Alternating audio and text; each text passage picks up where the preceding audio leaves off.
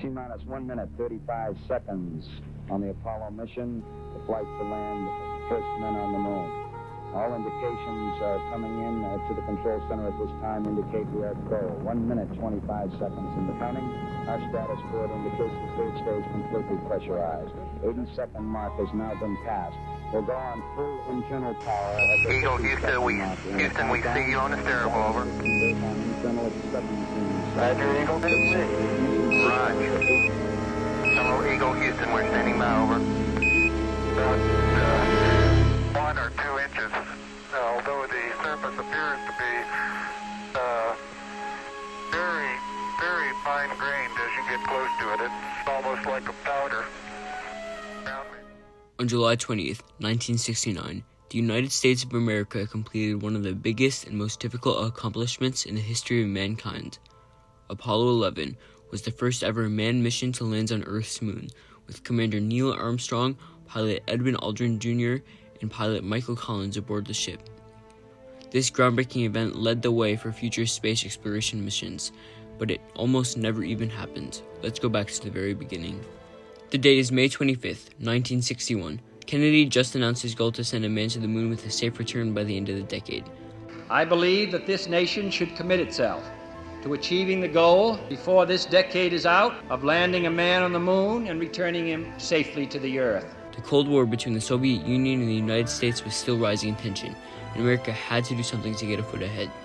Space stood as a major front at the time, as America had still been trailing behind the Soviets, who had recently launched Sputnik, the first ever satellite to orbit the Earth, giving them an advantage in the space race between the nations. During this time, Americans were all about space exploration, leaving Kennedy with the support he needed to pursue his endeavors to send a man to the moon. President John F. Kennedy was assassinated November 22, 1963, leaving Vice President Johnson as president. Only 6 years later, one of the worst and most impactful tragedies took place, even before the launch of Apollo 11. On January 27, 1967, the National Aeronautics and Space Administration, also known as NASA, conducted a routine test flight for the moon landing. Astronauts Gus Grimson, Ed White, and Roger Chaffee all boarded Apollo 1 spacecraft. Before even leaving the launch pad, a fire broke out within the spacecraft. Faulty wiring had sparked the cabin's pure oxygen atmosphere. The complicated and difficult to operate latch systems on the hatch made it almost impossible for the 3 astronauts aboard to escape.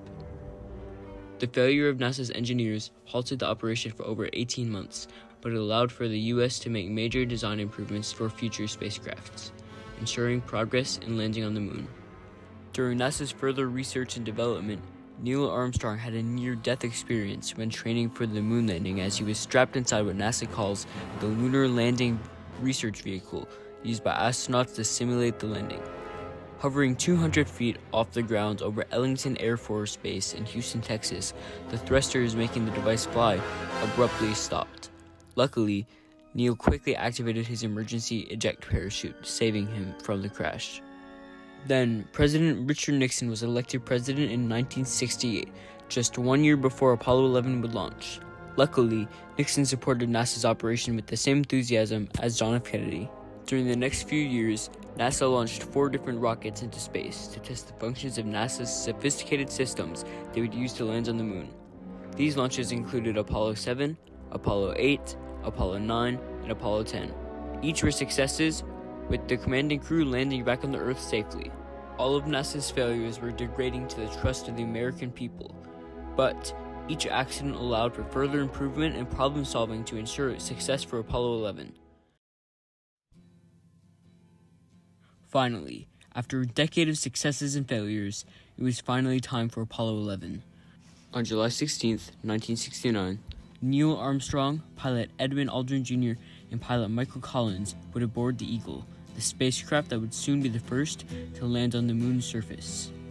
At 6:02 in the morning, the countdown for 3 hours and 30 minutes began as NASA began to fuel, check, and prepare the astronauts for liftoff. Round and round to Major Tom.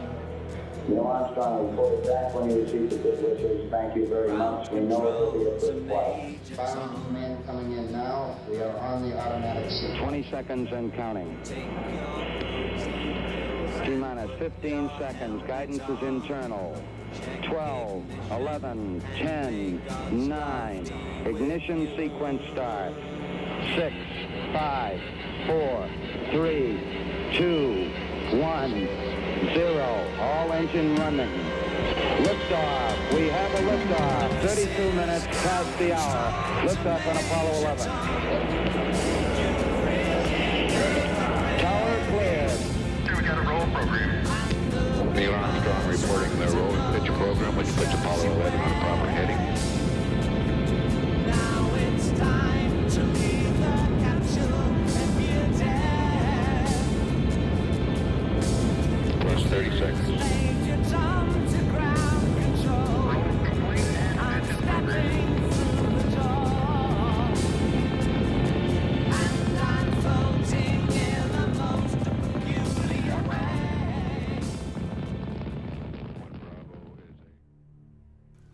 240 miles and 76 hours into the trip, Apollo 11 officially entered the lunar orbit on July 19th. One day later, the lunar module Eagle departed from the command module that would stay in orbit while Neil Armstrong and Edwin Aldrin landed on the moon's surface. During the landing sequence, astronauts on board were alarmed by a flashing 1202 error screen. Luckily, however, after calling down to mission control, they were assured all it meant was that their computers were low on memory, which turned out to not be an issue. During the descent, Neil Armstrong realized they were off target and had to redirect the Eagle around the crater, causing the use of extra fuel that was reserved for getting back to the Earth.